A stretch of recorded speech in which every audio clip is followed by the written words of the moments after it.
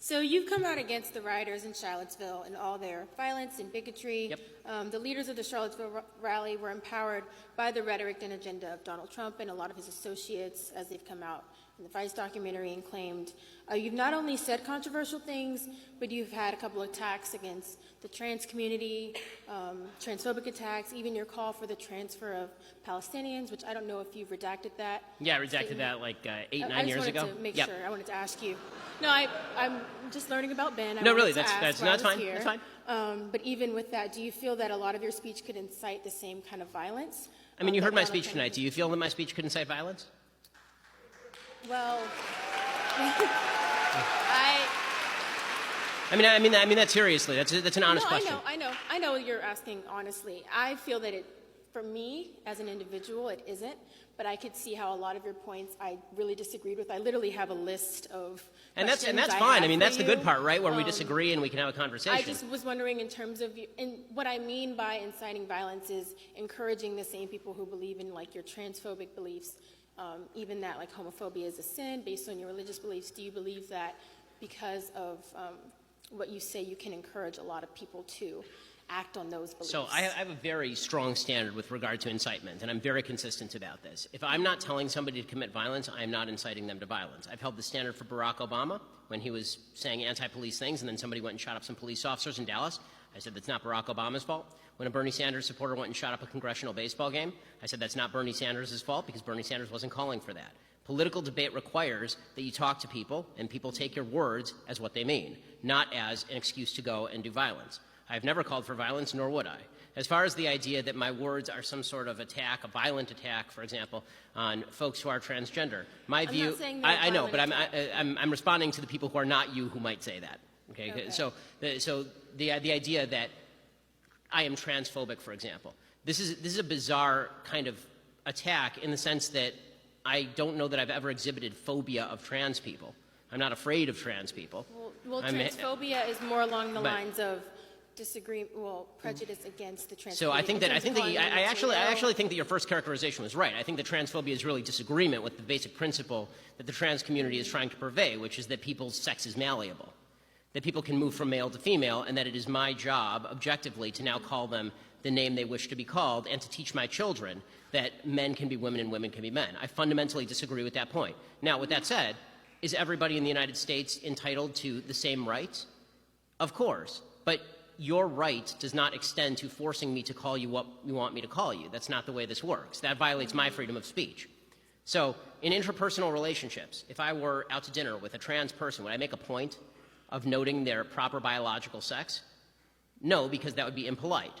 When I'm talking about the general principle of is a man a woman or is a woman a man, the answer is I will say that a man is a man and a woman is a woman and a he is a he and a she is a she. And if I'm in a public debate with somebody, I will say the same thing.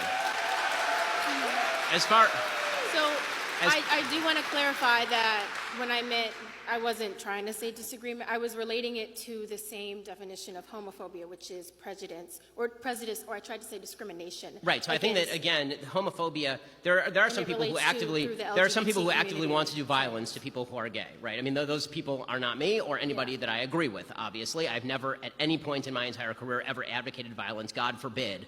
Against anybody in a civilized society. That's not something that I believe in, and I think it's evil. As far as I think again, your original definition of transphobia actually is better applied here as well. I think it's disagreement with certain principles that the homosexual community wishes to espouse. What I was saying was that's not what I was. I know, and I'm saying that I agree with your original definition and not your definition. So the definition that you made. No, I'm not saying it's mine. It's one that I Googled that I found. Right. And I think that definition is wrong, and I think that the one that you Freudian slipped was right. Is what I'm saying. So I'm saying based on the institution of, I don't want to say the institution of Google because that's an extremely general thing to say, but in terms of as soon as you search transphobia, homophobia, this is what comes up. Right, and I think— Do you feel like even though you're disagreeing with transphobia, with the trans community, which I believe we all have our own disagreements, I'm asking, do you feel that the fact that with your disagreement, you're inherently, through the institutions that have provided these definitions, discriminating against trans community? And thus encouraging other people Right. to follow. So I know here's it's a what. long question, but I right. had to That's fine. encapsulate a lot of So things. here's what I'm saying. I disagree with either their definition is wrong or it's overly broad in its application. Okay. So if the idea is that if I say a man is a man and a woman is a woman is inherently transphobic, that's not discrimination, that's disagreement. If they say that's discrimination, they're overly applying their own label. I think when you say like they're mentally ill, like that gives off I have said, and I will continue to maintain, that gender dysphoria or gender identity disorder, whichever DSM you choose to use, is a mental illness. That is,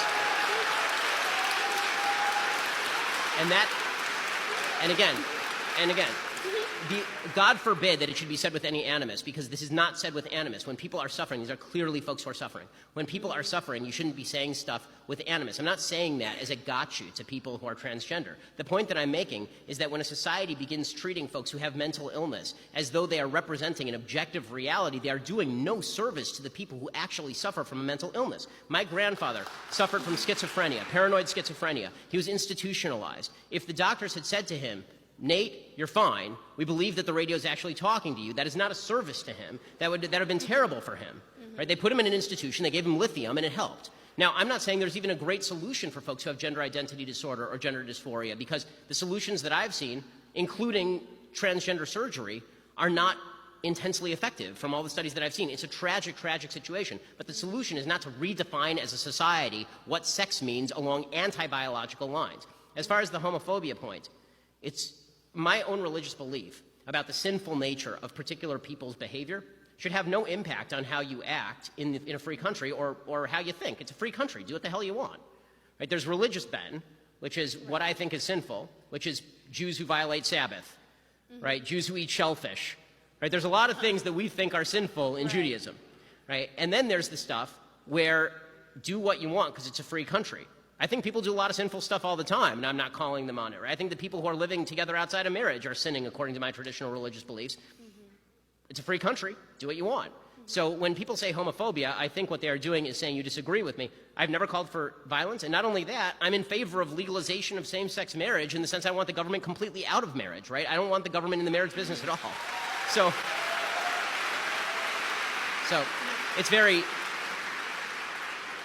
So I think that what bothers me is when folks assume that a disagreement means that they can ascribe animus, anger, hatred, wish for violence to me. Which is what a lot of the Charlottesville rioters were doing. Well, the Charlottesville rioters were garbage people. I mean, I did 2 full episodes on how I know. garbage the Charlottesville rioters Yeah, I mean, this has been really great, actually, to have this dialogue. But I think I was the #1 target of the alt-right in 2016. According to the Anti-Defamation League. I looked you up. I know. But what I I'm sorry, I don't mean to be sassy, but what I really wanted to understand was, because you have such a large platform, I mean, even through Twitter, through social media, through your website, through your just all your work, like, do you not claim? I don't know of any particular cases where someone has said, Ben Shapiro told me to literally go murder a trans person, or someone who... And if they did, they would be lying. Yeah, okay. I just wanted to, ask you about... Right. And if they did, they would be lying, and I would think that, and again, anybody who commits acts of violence or evil in my name is a violent, evil person. Okay. And I hope that's standard for everyone. But I really appreciate you coming out. It really means a lot to me. Thank you.